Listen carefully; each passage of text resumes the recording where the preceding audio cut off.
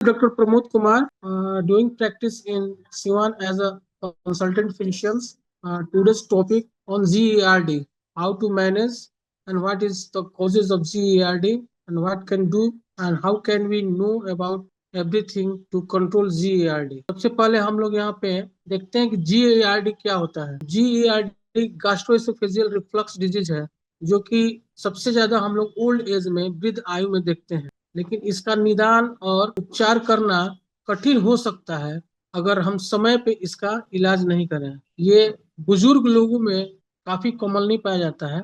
वृद्धों में लक्षण होता है, युवा रोगियों की तुलना में भिन्न हो सकता है, इसलिए परिवर्तनों पर ध्यान देना महत्वपूर्ण है। वृद्ध आयु के लोगों में जीआरडी का निदान करना कठिन हो सकता है। ये क्लासिकल लक्षणों जैसे हार्ट बर्न, सीने में जलन, सीने में दर्द का अनुभव नहीं कर सकते। इसके बजाय वो निम्नलिखित लक्षणों के का अधिक अनुभव करते हैं। सबसे पहले जब वो खाना लेंगे तो खाना को वापस आना, निगलने में कठिनाई होती है, सामान्य पेट की असुविधा या पाचन संबंधी समस्या हो सकती है, कभी कभी मैथली और उल्टी हो सकती है, सीने में दर्द जो दिल से संबंधित नहीं होता है। जीआरडी के कारण जटिलताओं का अधिक सामना कर सकते हैं, जैसे कि अल्सर और रक्तस्राव, जिससे स्थिति और गंभीर हो सकती है। सही उपचार के लिए इन लक्षणों को जल्दी पहचानना महत्वपूर्ण है। वृद्धों में जीआरडी के लक्षण भ्रमित कर सकते हैं, क्योंकि वे अन्य स्थितियों जैसे दिल की समस्याएं, संक्रमण या पाचन विकारों के समान हो सकता है। कई वृद्धों में कई स्वास्थ्य समस्याएं होने होती है जो जीईआरडी के लक्षणों को छिपा सकती है। इसके अतिरिक्त तांत्रिक तंत्र में, इंटेस्टाइन में बदलाव असामान्य बन सकता है, या रोगी अपनी असुविधा को सामान्य आहार समस्याओं के रूप में नजरअंदाज करके भले ही लक्षण स्पष्ट लगे, एक क्रॉनिक खांसी जैसे संकेतों पर ध्यान दें जो जीआरडी का संकेत दे सकती है। सही निदान आयु के लोगों के लिए जीआरडी का प्रभावी प्रबंधन करने के लिए आवश्यक है। यदि अनुभव करते हैं तो अपने स्वास्थ्य सेवा प्रदाता के बात का महत्वपूर्ण ध्यान दें। जीआरडी अपने आप ठीक नहीं होती और आमतौर पर दीर्घकालीन उपचार की आवश्यकता तरीके शामिल हैं। सबसे पहले जीआरडी को कंट्रोल करने के लिए हम लोग अपने जीवन शैली में परिवर्तन कर सकते हैं। समय से खाना, दूसरा चीज दवाएं हो सकता है, तीसरी जो जीआरडी ठीक करने के लिए जिस चीज का उपचार करते हैं उसको कुछ मामलों में एंटी रिफ्लक्स सर्जरी भी होता है, जैसे बैरेट एसोफेगस जीआरडी का लास्ट डिजीज कॉम्प्लिकेशन के रूप में जाना जाता है। जीआरडी को नियंत्रित करने के लिए सहायक जीवन शैली में परिवर्तन, जैसे अतिरिक्त वजन अगर ज्यादा हो तो हम अपना वजन कम करें, सोते समय अपने सिर को ऊंचा रखना है, तंग कपड़े न पहनना है, धूम्रपान छोड़ना, छोटे भोजन करके और देर से खाने के से बदलकर भाग के आकार को सीमित करना, उस ट्रिगर खाद्य पदार्थों से बचना जो रिफ्लक्स को बढ़ाते हैं, जैसे साइट्रस फल, वसा से भरपूर खाद्य पदार्थ, चॉकलेट, प्याज, लहसुन। कुछ दवाओं के प्रति सतर्क रहें और अपनी दवाओं के बारे में अपने डॉक्टर से बात करें। एंटी एसिड्स का सेवन एंटासिड्स का सेवन डॉक्टर की सलाह के बाद करें।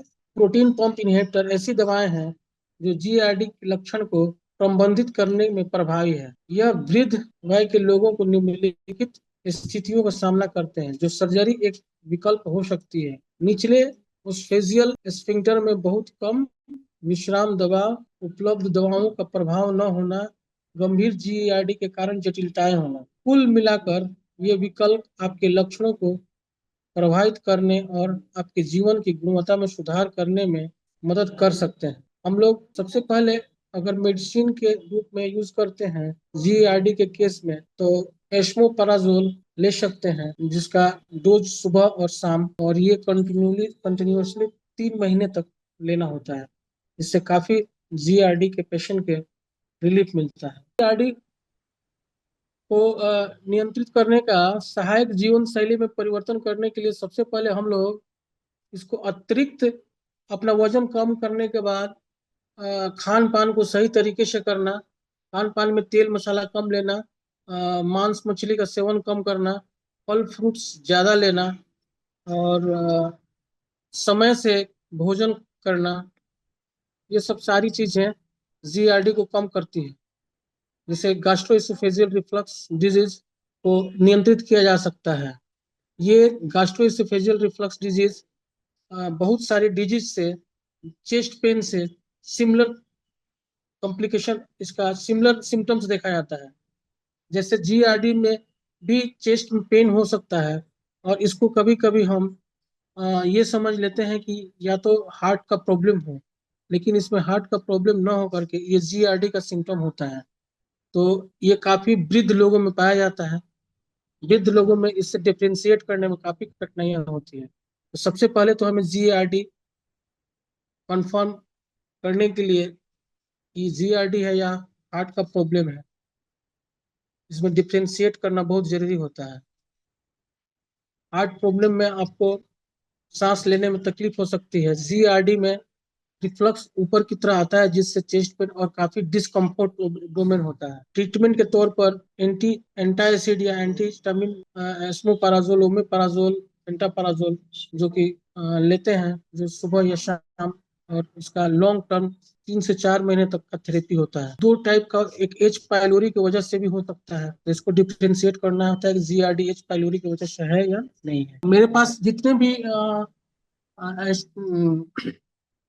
गैस्ट्राइटिस के पेशेंट आते हैं, और जो भी अ, काफी सारे ऐसे पेशेंट होते हैं जिन्हें स्टोमक डिस्कम्फोर्ट और खाने के बाद काफी उनको अ, भारीपन का समस्या रहता है।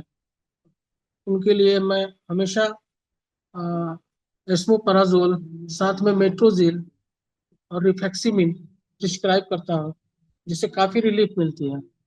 और ज्यादातर हम देखते हैं कि हमारे यहाँ जितने भी पेशेंट हैं जो कि आते हैं, वे सारे पेशेंट काफी